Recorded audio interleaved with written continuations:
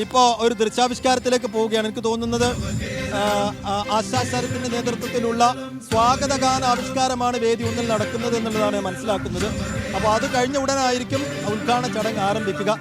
സ്വാഗതഗാന ആവിഷ്കാരമാണ് main വേദിയിൽ ആരംഭിക്കുന്നത്.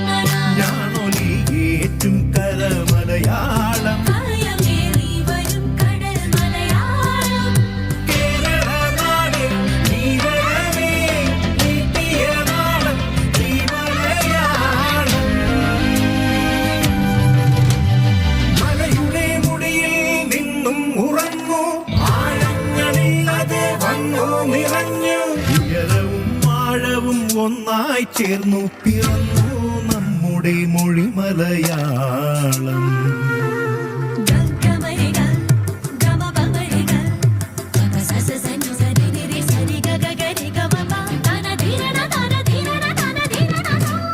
കേരള നാട്ടിലെ വാടാമലരെ മാലോകത്തിൻ മജ്ജാമധുരേ